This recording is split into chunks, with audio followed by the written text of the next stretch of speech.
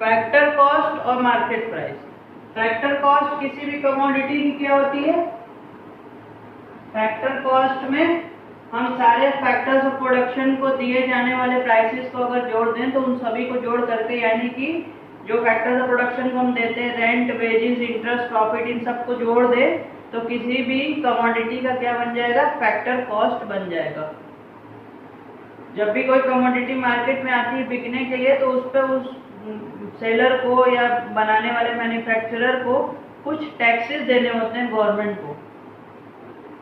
उन टैक्सेस को अगर हम इसमें ऐड कर दें फैक्टर कॉस्ट में, फैक्टर कॉस्ट प्लस टैक्सेस, तो वो बन जाता है तुम्हारा मार्केट प्राइस किसी भी कमोडिटी का। एमआरपी जो लिखा होता है, maximum retail price. Maximum retail price क्या होता है? जो उसकी कॉस्ट आती है बन करके प्लस जो भी उसमें टैक्स लगा होता है उस सबको जोड़ करके जो आती है वो आती है एमआरपी। उसको एक तरह से बोल सकते हैं कि वो मार्केट प्राइस है। एमआरपी में से अगर, मार्केट प्राइस में से अगर हम लोग घटा दें टैक्सेस जो गवर्नमेंट को जाने हैं तो बची हुई चीज क्या हो जाएगी? फैक्टर कॉस्ट, जो कि उस प्रोडक्ट को बनाने में या उस कमोडिटी को बनाने में कॉस्ट आई है वो हो जाएगी तुम्हारी फैक्टर कॉस्ट। ठीक? हाँ सर। अब बात आती है टैक्सेस की। तो टैक्सेस जो होते हैं वो दो तरह के होते हैं। एक तो होता है इनडायरेक्ट टैक्स और एक होता है सब्सिडी जो मिलती है।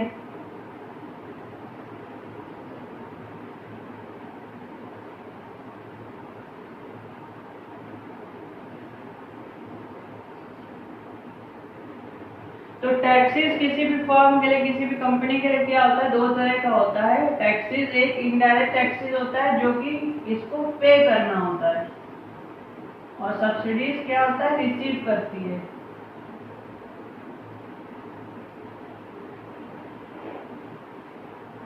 कोई भी फर्म है या कंपनी है तो वो क्या करती है? बहुत तरह के इनडायरेक्ट टैक्सेस पे करती है गवर्नमेंट को, और गवर्नमेंट से कई तरह की सब्सिडीज उसको मिलती है। तो जनरली जो टैक्सेस पे होते हैं वो ज्यादा होते हैं और सब्सिडीज जो मिलती है वो कम अमाउंट की होती है कंपैरेटिवली। तो हम इनडायरेक्ट टैक्सेस में से सब्सिडीज को जब माइनस कर देते हैं तो हमें मिल जाता है नेट इनडायरेक्ट टैक्स।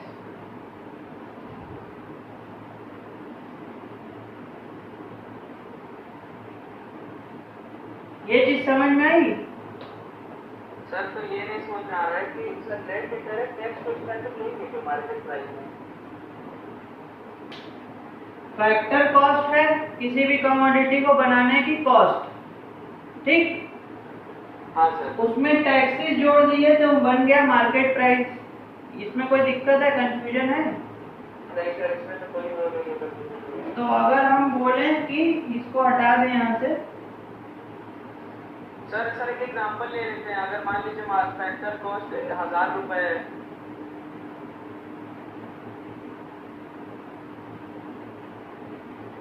क्या 1000 रुपए? सर फैक्टर कॉस्ट है। फैक्टर कॉस्ट 1000 रुपए। मार्केट प्राइस कितना है? सर कुछ भी ले सकते हैं सर। मार्केट प्राइस 1200 रख सकते हैं। चलो 1200 है। तो इन दोनों के बीच का डिफरेंस जो टैक्स है वो 200 होगा। हाँ सर। इसमें कोई कंफ्यूजन नहीं है ना? नहीं सर। लेकिन जो टैक्सेस होते हैं वो टैक्स दो तरह के होते हैं। एक इनडायरेक्ट टैक्सेस होते हैं जो कि फर्म्स देती है गवर्नमेंट को, और कुछ सब्सिडीज होती है जो कि गवर्नमेंट से मिलती हैं। तो सपोज इस केस में हम केसेस ले लेते हैं। इस केस में कि इनडायरेक्ट टैक्सेस जो था वो 300 वो पे कर रही थी आईटी, हाँ सर। और उसको 100 रुपीज की सब्सिडी मिल रही थी, तो 200 रुपए एनआईटी हमारा बन गया। एक केस तो ये हो गया। एक केस ये भी हो सकता है कि 200 रुपए आईटी था, इनडायरेक्ट टैक्स था, सब्सिडी कुछ थी नहीं, उसका जो भी सेक्टर था उस पर कोई सब्सिडी नहीं थी, तो 200 रुपए ही हमारा एनआईटी था। ये भी हो सकता है कि सब्सिडी ना भी हो उस पर। तो कहने का मतलब है कि अगर हम इसमें डायरेक्ट टैक्सेस जोड़ देंगे, मतलब डायरेक्ट टैक्सेस नहीं, सिर्फ टैक्सेस को अगर हम जोड़ देंगे इसमें, इनडायरेक्ट टैक्सेस को ही सिर्फ इसमें ऐड कर देंगे, तो वो फेयर मार्केट प्राइस नहीं दिखाएगा, क्योंकि कुछ सब्सिडी है जो हमको मिली है, और सब्सिडी मिलने से क्या होता है, जो कॉस्ट होती है, जो ओवरऑल कॉस्ट होती है, वो कम हो जाती है हमारी। सपोज अगर ये जो 300 का इनडायरेक्ट टैक्स था, अगर हम उसी को माइनस कर दें इसमें से, या उसको ऐड कर दें इसमें, तो ये बन जाता 1300, जबकि हमको 100 रुपीज की सब्सिडी मिली थी, वो हमने यहाँ पे नहीं दिखाया, और इसका प्राइस हमने कर दिया 1300, तो वो कैलकुलेशन गड़बड़ हो जाता। तो एक कॉन्सेप्ट तो हमारा ये कह रहा है कि फैक्टर कॉस्ट से मार्केट प्राइस पे जाने के लिए हमको क्या करना होता है, टैक्सेस को ऐड करना होता है। यहाँ पे हम टी लिख दे रहे हैं, ठीक है। हाँ सर। एक कॉन्सेप्ट है जो मेन कॉन्सेप्ट है, मेन कॉन्सेप्ट ये कह रहा है कि हमको फैक्टर कॉस्ट से मार्केट प्राइस में जाने के लिए टैक्सेस को ऐड करना होता है, और मार्केट प्राइस से फैक्टर कॉस्ट पे जाने के लिए टैक्सेस को माइनस करना होता है। क्योंकि किसी भी चीज की कॉस्ट पे, किसी भी कमोडिटी की कॉस्ट में अगर हम टैक्सेस जोड़ देंगे तो हमको उसका मार्केट प्राइस पता लग जाएगा। अब यहाँ से हम अपना ये एग्जांपल अभी फिलहाल हटा दे रहे हैं, जो था वो डिफरेंस ही होगा 200 का, उसको भी हम हटा दे रहे हैं।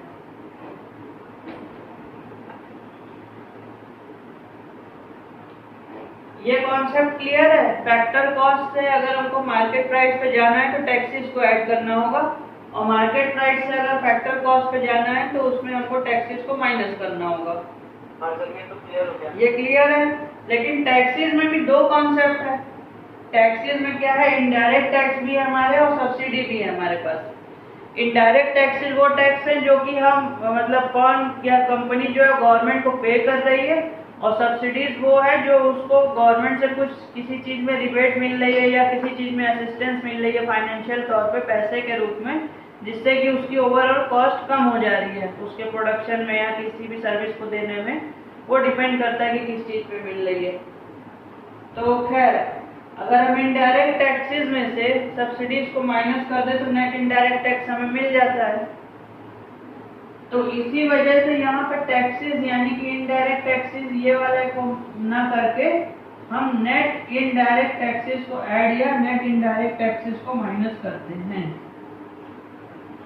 हम नेट इनडायरेक्ट टैक्सेस को ऐड या नेट इनडायरेक्ट टैक्सेस को माइनस करते हैं, इसलिए क्योंकि टैक्सेस में कॉन्सेप्ट कहता है कि अगर, अब ये भी हो सकता है कि सब्सिडी ना मिल रही हो, तो उस केस में सब्सिडी 0 हो जाएगी, तो जो टैक्स अमाउंट होगा डायरेक्ट वही हो जाएगा।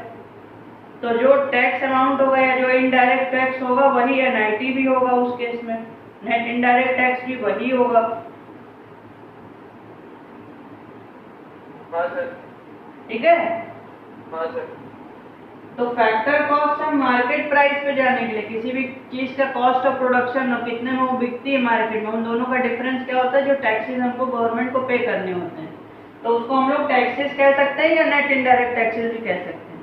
अब हम नेट इनडायरेक्ट टैक्सेस इसलिए ले रहे हैं उसमें, क्योंकि नेट इनडायरेक्ट टैक्सेस जो है वो दो तरह, इनडायरेक्ट टैक्सेस में दो कॉन्सेप्ट आता है। एक तो इनडायरेक्ट टैक्सेस जो कंपनी गवर्नमेंट को पे करती है, और कभी कभी गवर्नमेंट की तरफ से कोई सब्सिडी कंपनीज को भी मिलती है। तो जब गवर्नमेंट को ही टैक्स देना हो, गवर्नमेंट से ही सब्सिडी मिल रही है, तो क्यों ना हम दोनों का डिफरेंस ले लें। डिफरेंस लेने से ही हमको एक्चुअल पिक्चर समझ में आएगी। तो इसलिए हम टैक्स कॉन्सेप्ट या इनडायरेक्ट टैक्स कॉन्सेप्ट को ना लेके नेट इनडायरेक्ट टैक्स कॉन्सेप्ट को लेते हैं, और उसको बोलते हैं हम लोग NIT यानी कि नेट इनडायरेक्ट टैक्स कॉन्सेप्ट को हम लोग लेकर के ही चलते हैं। उसकी वजह है कि सब्सिडी मिलती है तो ठीक ठीक, नहीं मिलती है तो सब्सिडी की जगह पे 0 रख देंगे। जैसे अभी पीछे हमने एग्जांपल लिया था, एक जगह पे 100 रुपए सब्सिडी मिल रही थी तो उसको लिया था, एक जगह पे 0 मिल रही थी तो 0 ले लिया था। लेकिन इनडायरेक्ट टैक्स में से हम लोग सब्सिडीज माइनस कर ही देंगे ताकि हम नेट इनडायरेक्ट टैक्स पे पहुंच जाए। जहां सब्सिडी 0 होगी, जहां पे भी सब्सिडी हमारी 0 होगी, वहां इनडायरेक्ट टैक्स ही नेट इनडायरेक्ट टैक्स होगा, और जहां पे सब्सिडी का कोई अमाउंट होगा वहां नेट इनडायरेक्ट टैक्स और इनडायरेक्ट टैक्स में थोड़ा सा डिफरेंस होगा, और वो डिफरेंस किसके बराबर होगा, सब्सिडीज के बराबर होगा। तो कहने का मतलब है किसी भी चीज की फैक्टर कॉस्ट से मार्केट प्राइस पे जाने के लिए हमको उसमें टैक्सेस ऐड करने होते हैं, और मार्केट प्राइस से फैक्टर कॉस्ट पे जाने के लिए नेट इनडायरेक्ट टैक्सेस को माइनस करना होता है। अब हम नेट इनडायरेक्ट टैक्सेस इसलिए ले रहे हैं क्योंकि हमको गवर्नमेंट से सब्सिडी भी मिलती है, जो टैक्सेस हम देते हैं गवर्नमेंट को उसके बदले में हमको सब्सिडीज भी मिलती है। तो गवर्नमेंट से ही मिलती है और गवर्नमेंट को ही पेमेंट करना है, तो डायरेक्ट टैक्सेस जो है उसको मतलब डायरेक्ट जो इनडायरेक्ट टैक्सेस का अमाउंट है उसको डायरेक्टली ना जोड़ करके हम लोग सब्सिडीज वाला माइनस करके नेट इनडायरेक्ट टैक्स का जो कॉन्सेप्ट है उसको लेकर के हम लोग यहाँ पे प्लस या माइनस करते हैं। ठीक, हाँ सर। अभी हुआ क्लियर? हाँ सर, अब ओके। ठीक, तो आज के लिए यहीं पे खत्म करते हैं क्लास को, इसके बाद आगे नेक्स्ट क्लास में हम लोग इसको देखेंगे।